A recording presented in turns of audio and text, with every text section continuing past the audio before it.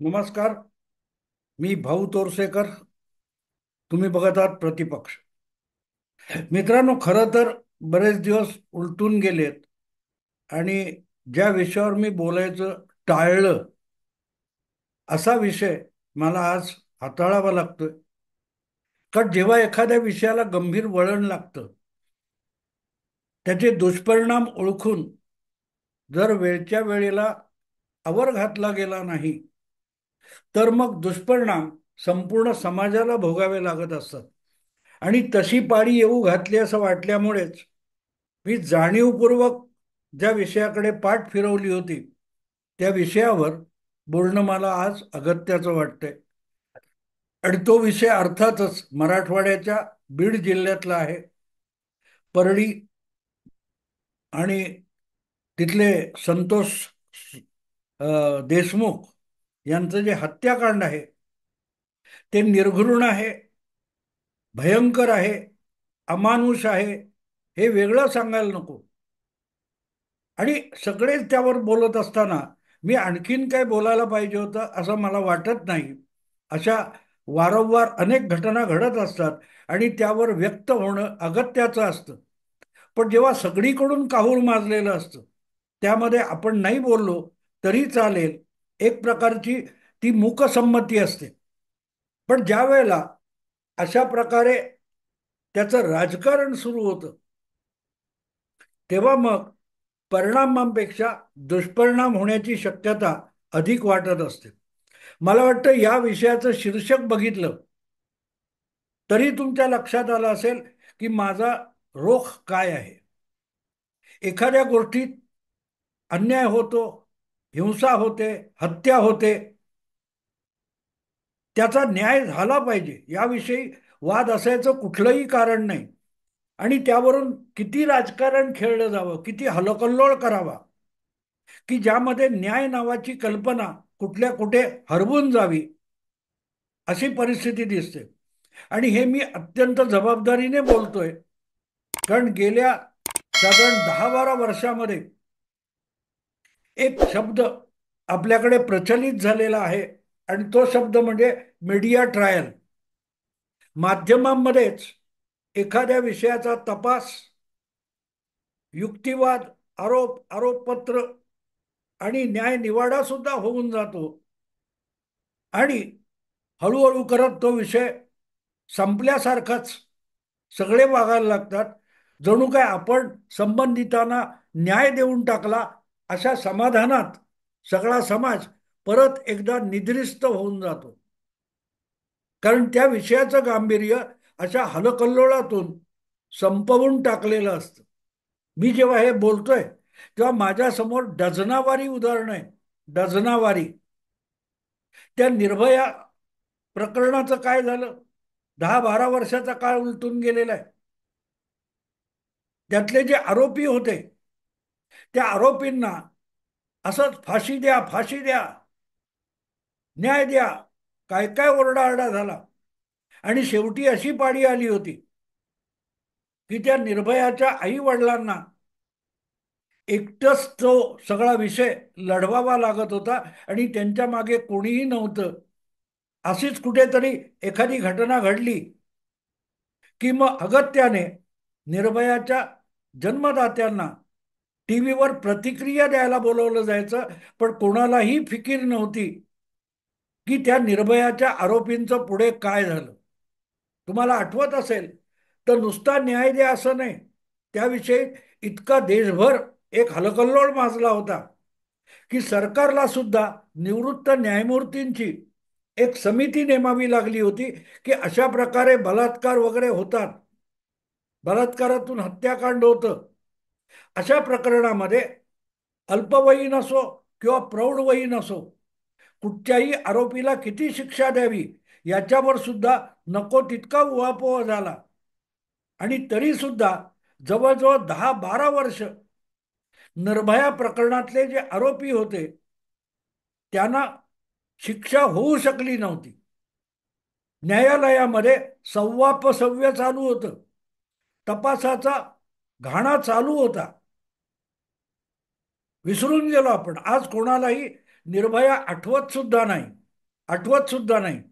वर्तमानपत्रांच्या आणि माध्यमांच्या एकूण ढिगाऱ्याखाली हे सगळं प्रकरण जणू काही गाडलं गेलं. दुसरं प्रकरण मी सांगेन ते दाभोळकरांचं आहे. मला वाटते 2012 मध्ये नरेंद्र दाभोळकर यांची पुण्याच्या मध्यवर्ती रस्त्यावर एका पुलावर दिवसा ढवळ्या हत्या झाली होती. सूर्य उगवत होता आणि अशा वेळेला कोणीतरी त्यांची हत्या करून गायब सुद्धा झाला होता. काय झालं पुढे त्याचं? काही महिने, कदाचित 1-2 वर्ष त्यावरून गदारोळ चालू होता. मग दरवर्षी तो दिवस, ती तारीख पकडायची आणि काय ते शर्टाला किंवा दंडावर काळ्या फिता लावायच्या आणि त्या ओंकारेश्वर काय कुठच्या पुलावर जमायचं. ते करण्याचंही नाटक आता बंद झालंय. पण त्या दाभोळकर प्रकरणातल्या मारेकऱ्यांचा शोध लागला का? ज्यांना रोजचा श्वास घेणं अशक्य झालं होतं, इतक्या मोठ्या मोठ्या आवाजामध्ये न्यायाची मागणी केली जात होती. दाभोळकर हम शर्मिंदा है, तेरे कातिल जिंदा है, अशा घोषणा करणारे हळूहळू करत दाभोळकरांना विसरून गेले आणि निर्भय बनवता निवडणूक प्रचार करण्यात रममाण होऊन गेले. त्यापैकी कोणालाही कोणालाही आज दाभोळकर आठवतात की नाही हे सुद्धा माहिती नाही. हायकोर्टात याच्याकडे तपास द्या, सीबीआयकडे तपास द्या. या सगळ्या गदारोळामध्ये त्या संपूर्ण तपास कामाचा बट्ट्याबोळ करण्यात आला. बट्ट्याबोळ करण्यात आला. या सगळ्याची आवश्यकता होती का? आज दाभोळकरांची मुलं किंवा कुटुंब वगळता मला वाटत नाही कोणाला दाभोळकरांची आठवण सुद्धा येते. मी काय दाभोळकरांचा चाहता वगैरे नव्हतो, पण एक माणूस मारला गेला होता. एक माणूस अकारण मारला गेला होता. त्याला न्याय मिळू नये, तो कुठल्या विचाराचा आहे, कुठल्या भूमिकेचा आहे, सोडून द्या. पण एक हत्याकांड झालं, त्याचं राजकारण केलं गेलं. गोडसेवादी प्रवृत्ती, गांधी हत्येची आठवण आली, काय काय बोललं जात होतं. ते सगळे गांधीवादी, गोडसे विरोधी आज दाभोळकरांना विसरून गेलेत. आणि त्याच्यानंतरच्या काळामध्ये गोविंद पानसरे असो, ते कलबुर्गी असो, किती लोकांची हत्याकांड झाली. गदारोळ खूप झाला. मीडिया ट्रायल्स झाल्या. कारण खरोखरचा तपास आणि कायद्यानुसार, न्यायानुसार, न्यायालयानुसार न्यायकरण होऊ शकलं नाही. आणि याचं कारण असं की ज्या वेळेला तुम्ही चारी बाजूने हल्लकल्लोळ माजवत असता, त्यावेळेला त्यासाठी नेमलेल्या अधिकृत असलेल्या कायदेशीर यंत्रणा असतात, त्यांच्यावर इतका दबाव निर्माण केला जातो की त्यांना खरे गुन्हेगार आणि खरा तपास करण्यापेक्षा जो गदारोळ चालू आहे त्याचं समाधान करावं लागतं. आणि एक प्रकारे आपण त्यातून झुंडशाहीला प्रोत्साहन देत असतो.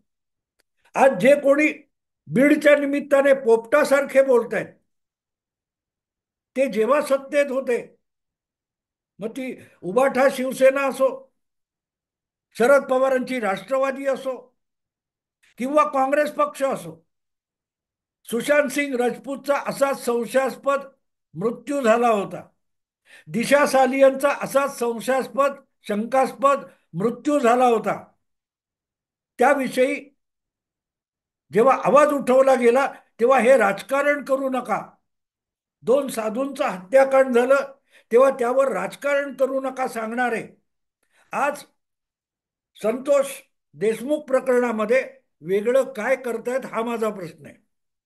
माध्यम कधी या बाजूला त्या बाजूला हा हलोकल्लोळ माजवतात.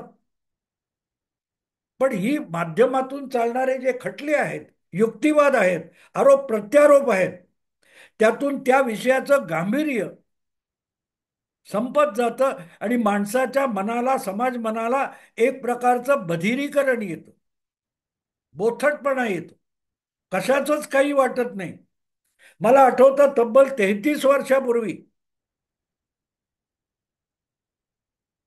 मुंबई नजीक उल्हासनगर या छोट्या शहरामध्ये एका शाळेमध्ये परीक्षा केंद्रामध्ये रिंकू पाटील नावाच्या मुलीला भर परीक्षा केंद्रामध्ये जिवंत जाळण्यात आली होती. महिनाभर हलकल्लोळ झाला. पुढल्या काळात त्याच पद्धतीवर, त्याच मानसिकतेवर आधारित डर, अंजाम, बाजीगर असे सिनेमा निघाले आणि त्यातून एक सुपरस्टार आपल्यासमोर निर्माण झाला, ज्याला जग शाहरुख खान म्हणून ओळखतं. एकतर्फी प्रेमातून मुलीला हलाल करून मारणं, इथपर्यंत आपण बोथट झालो की रिंकू पाटील साठी हळहळलेला समाज, वर्तमानपत्र, माध्यम शाहरुख खानला डोक्यावर घेऊन नाचायला लागली. आपण किती बोथट होतो, आपल्या संवेदना, भावना किती बोथट होऊन जातात, त्याचं हे सगळ्यात मोठं उदाहरण आहे. कोणाला आज सुशांत सिंग राजपूत आठवतो तरी? नाहीतर त्या काळामध्ये, कारण त्यावेळेला त्यामध्ये आदित्य ठाकरेला किंवा आदित्य ठाकरेच्या काही जवळच्या लोकांना गुंतवता येतं का, यात अनेकांना इंटरेस्ट होता. आणि त्या दृष्टीने आरोप प्रत्यारोप आणि काही ती राळ उडवली जात होती. आज धनंजय मुंडेला टार्गेट करायचं. निर्भय बनवच्या वेळेला असंच राजकारण चाललं होतं. दाभोळकरांच्या वेळेला असंच काय ते सनातन संस्थेला टार्गेट करायचं. त्यांना टार्गेट करण्याचं राजकारण पूर्ण यशस्वी झालं. सनातन संस्थेचे अनेक पदाधिकारी पकडण्यात आले आणि ते सुद्धा प्राथमिक खटल्याच्या सुनावणीनंतर अर्ध्यापेक्षा अधिक लोक निर्दोष सुटलेले, कदाचित उरलेले अपिलात सुटतील. मग दाभोळकर यांची हत्या झालीच नाही असं म्हणायचं का? काय होतं? ही सगळी राळ उडवून आपण मनाला बोथट आणि बधीर करून टाकतो. याचं भान कधीतरी आपल्याला येणार आहे का, हा माझा प्रश्न आहे. संतोष देशमुखना, त्यांच्या कुटुंबाला न्याय हा मिळालाच पाहिजे. पण तो न्याय द्यायचा असेल तर तो कायद्याच्या चौकटीत राहून द्यायला लागतो. इकडची झुंड, तिकडची झुंड, आता हळूहळू करत आणखीन एक एक पाऊल पुढे टाकलं गेलेलं आहे. देशमुखांच्या हत्याकांडानंतर जे काही गेले 2-3 आठवडे रणकंदन माजलेलं आहे, त्याच्या पुढची बाजू आता एक पाऊल टाकलं गेलंय की आरोपी म्हणून ज्यांच्याकडे बोट दाखवलंय जातंय त्यांच्या समर्थनार्थ लोक रस्त्यावर उतरून आंदोलन करायला लागले. एका बाजूला मारला गेलेल्या माणसाला न्याय मिळावा, त्याच्या कुटुंबाला न्याय मिळावा म्हणून काऊर माजवलं जात होतं. आता दुसऱ्या बाजूला ज्याच्याकडे आरोपी म्हणून बोट दाखवलं जात होतं, त्या आरोपींना अटक केल्यानंतर त्यांची अटकच चुकीची आहे असं म्हणणारा दुसरा जमाव पुढे येतोय. एक प्रकारे हे सगळं माध्यमांच्या प्रोत्साहनातून झुंडीचं राजकारण सुरू झालंय. त्या बाजूची झुंड असेल तेव्हा त्यांच्या बाजूने, या बाजूची झुंड असेल या बाजूने. याला बातम्या म्हणत नाहीत. आपण झुंडशाहीला प्रोत्साहन देतो याचं भान माध्यमांनी, पत्रकारांनी ठेवलं पाहिजे. ठीक आहे, आरोप झाले, अमुक झाले, संबंधितांची नावं पुढे आली, त्यांना उचलून आत टाकलेलं आहे, त्यांचे तपास चालू आहेत. तुम्हाला पाहिजे ते CID कडे, SIT कडे तपास दिलेला आहे. त्यानंतर ते इकडे गेले का, 1.5 इंच पुढे सरकले का, या गाडीत का त्या कोर्टामध्ये. काय प्रकार आहे मित्रांनो? क्रिकेटची मॅच चालू आहे, बॉल बाय बॉल कॉमेंट्री सांगावी तशा बातम्या रंगवल्या जातात. अर्थात बघणारे किती आहेत हा विषय आहेच.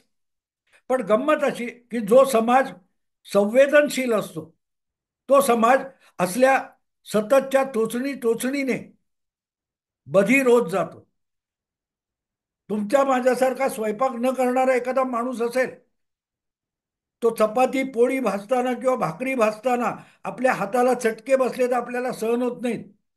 पण जी गृहिणी असते, रोजचा स्वयंपाक करणारी, ती सहजगत्या ती वाफ येणारी गरम गरम तव्यावरची भाकरी किंवा चपाती सुद्धा सहजगत्या उलटून पलटी करते. तिच्या हाताला चटके बसत नाहीत, कारण रोज रोज चटके बसून तिच्या हातामध्ये बधीरपणा आलेला असतो ना, तुमच्या माझ्या हातामध्ये संवेदनशीलता असते.